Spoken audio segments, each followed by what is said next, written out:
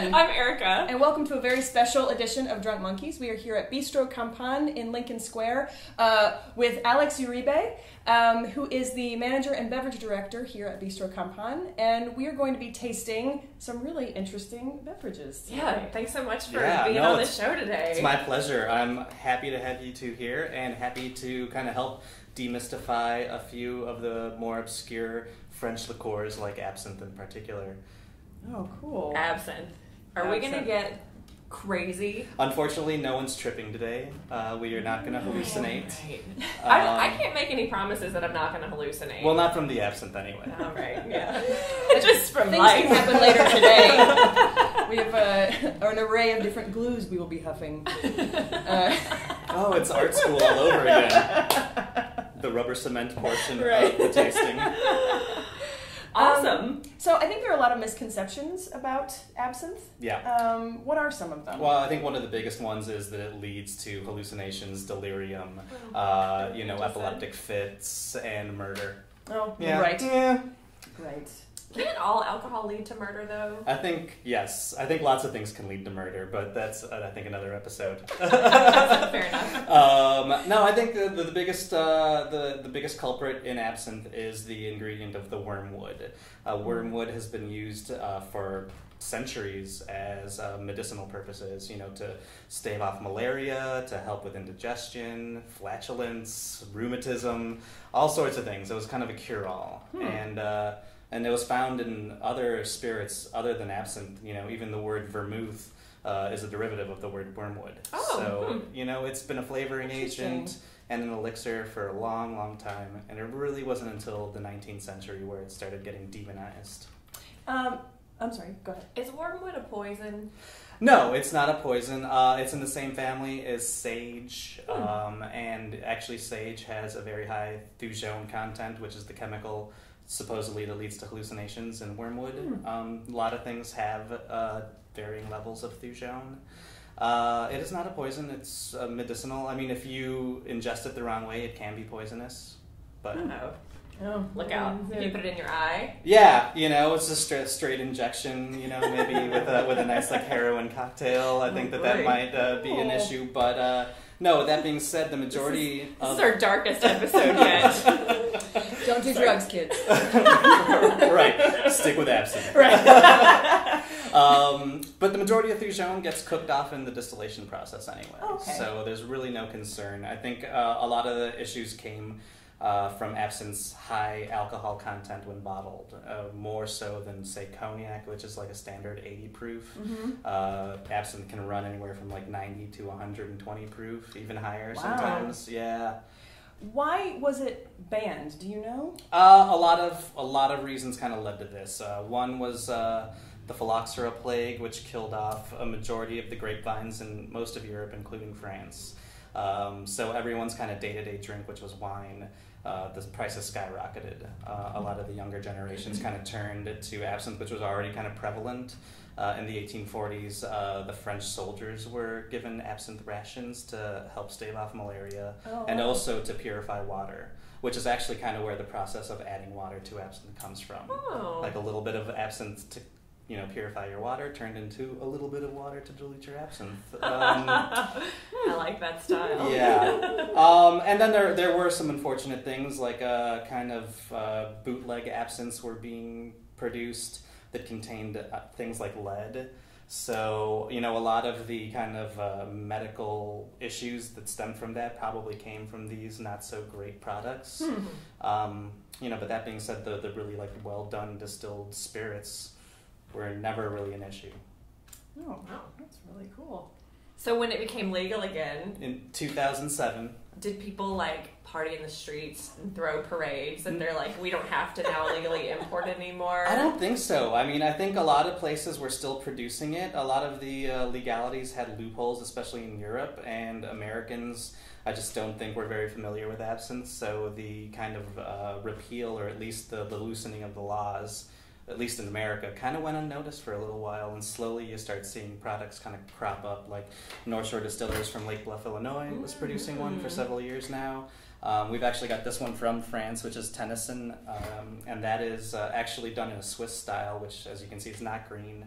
But the green is the more fun because that's where you get the green fairy. Oh, I'm looking really forward to that. Yes. So yeah, shall we? We shall. So do you like absinthe? Honestly, I have really grown to appreciate absinthe. That's a real hefty pour. That being said, I really did. The strongest flavor isn't even the wormwood; it's the star anise and fennel, and so you get that kind of black licorice quality going on.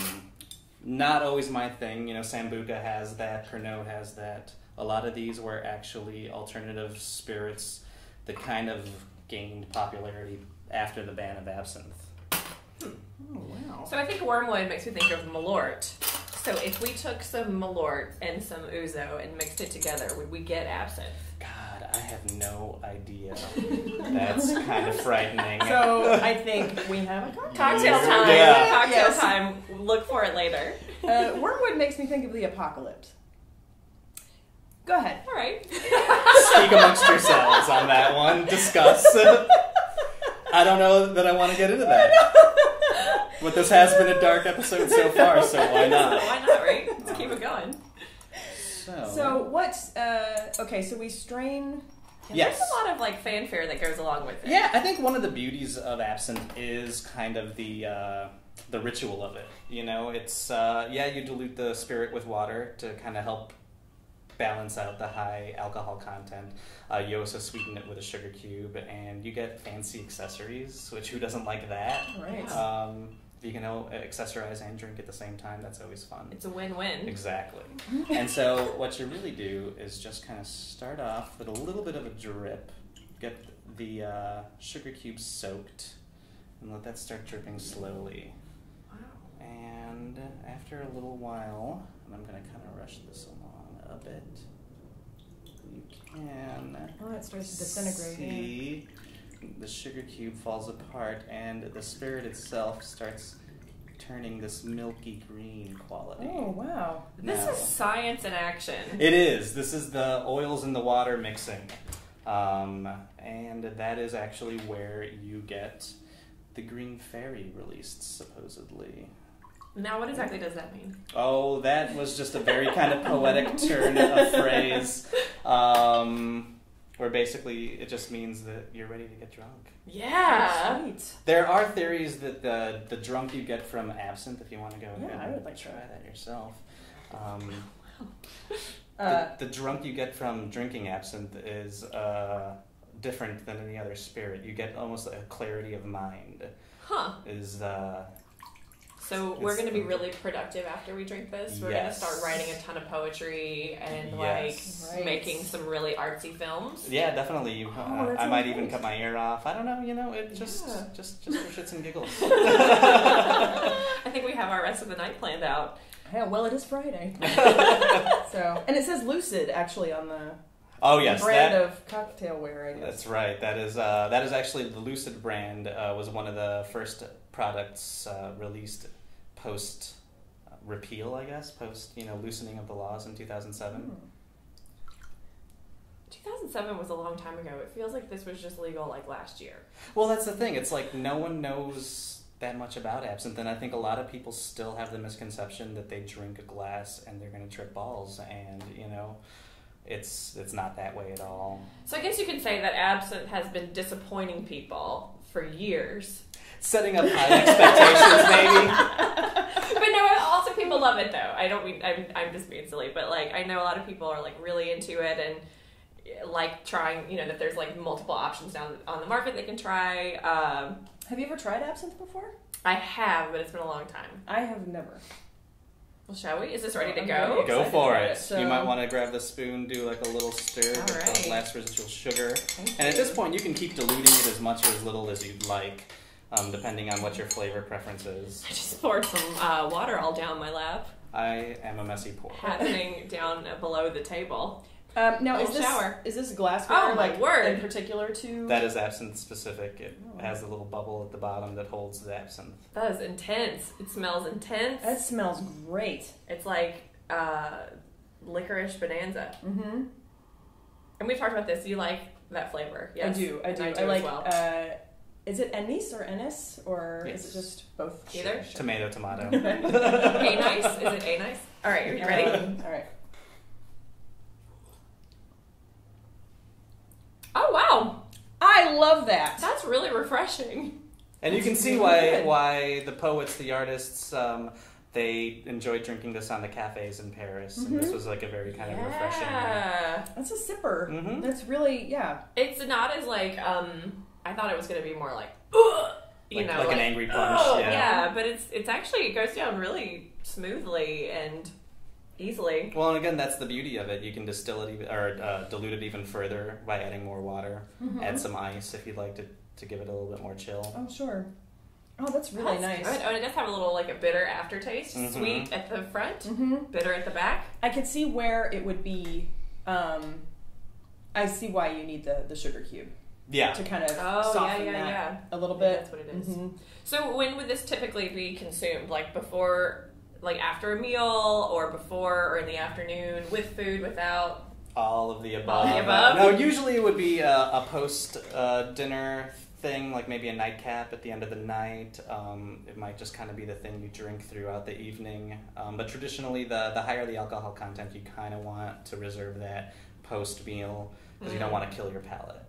Oh. Does the high alcohol think about content do that? in terms Yeah, it'll, especially something that's so heavily spiced like this. That, you know, you throughout the night, you might be tasting a little bit of the food, but if you started or were, you know, kind of drinking this throughout the evening, you'd probably still be getting a lot of that star anise, that fennel, and that little hint of the bitter wormwood at the end, kind of breathing through everything. Yeah, I could see that. I can absolutely see that. So this would this also act as sort of a digestif?